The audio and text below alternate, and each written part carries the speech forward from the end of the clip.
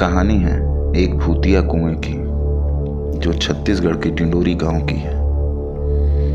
गांव से कुछ ही दूरी पर एक पुराना कुआं है, जिसके बारे में लोगों का कहना है कि वहां के जमींदार ने यहाँ के किसानों को मारकर इस कुएं में फेंक दिया था और उनकी जमीन हथिया ली थी। तभी से लेकर आज तक इस कुएं में उनकी आत्मा निवास करती है। लोगों का यह भी कहना है कि सालों पहले इस कुएं में कुछ अजीब और भयानक घटनाएं हुई थी। वहां रात के समय आत्मा उस कुएं से बाहर आती है और वहां से गुजरने वाले लोगों को मारकर उसका खून पी जाती है। वो कुआं अभी भी उन सभी किसानों की आत्मा का घर है। आज भी कोई उस कुएं के पास जाने की हिम्मत नहीं करता, लेकिन गांव के नए प्रधान रमेश ने इस कुएं को फिर से इस्तेमाल करने का फैसला किया था। तभी गांव के लोगों ने उसे बहुत समझाया और वहां हुई घटनाओं के बारे में बताया।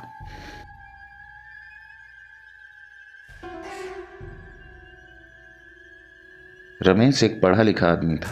वो भूत प्रेत जैसी चीज पर बिल्कुल भी विश्वास नहीं करता था। उसने गांव के कुछ नौजवानों को वहां सफाई करने के लिए भेजा। जब वे कुएं के पास पहुंचे तो अचानक वहां माहौल बदल गया।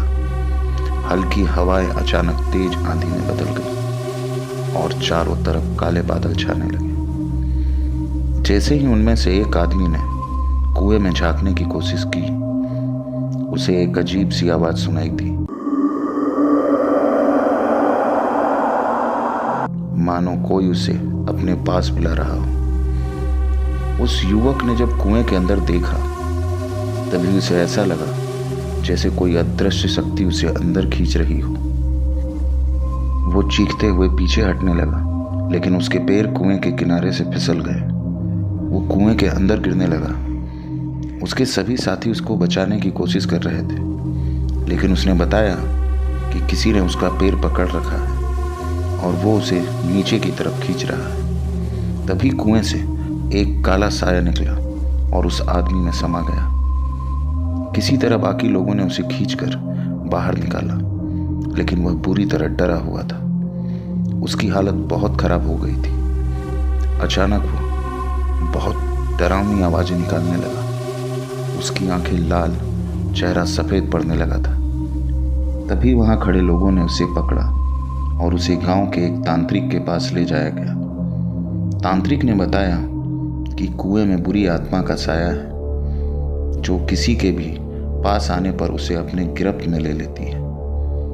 तांत्रिक ने सबको आगाह किया कि इस कुएं के पास कोई न जाए, लेकिन प्रधान रमेश ने इस बात को नज़रअंदाज कर दिया था और उसने खुद कुएं की सफाई करने का फैसला किया। रमेश ने जैसे ही कुएं में बाल्टी डाली, तभी उसे एक अजीब सी चीख सुनाई दी। उसके बाद कुएं से अचानक रोने की आवाज सुनाई देने लगी, जो किसी आदमी का दिल दहला दे। तभी अचानक कुएं से एक अजीब सा धुआं निकला और रमेश को ऐसा महसूस होने लगा जैसे किसी ने उसे जोर से पकड़ लिया हो। वह चीखता हुआ पीछे हटने लगा, लेकिन तब तक बहुत देर हो चुकी थी। रमेश के चेहरे पर एक अजीब सा खौफ दिखाई दे रहा था। तभी कुएं से एक जोर की आवाज आई, तू उसी जमींदार का बेटा है जिसने हम सभी को मारकर इस कुएं में फेंक दिया था।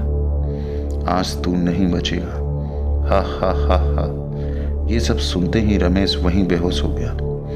जब गांव के लोगों ने उसे उठाकर ले जाने की कोशिश की, तो अचानक कुएं से एक हाथ निकला और रमेश को अंदर खींच कर ले गया। सब लोग चिल्लाते रहे, लेकिन रमेश को कोई नहीं बचा पाया।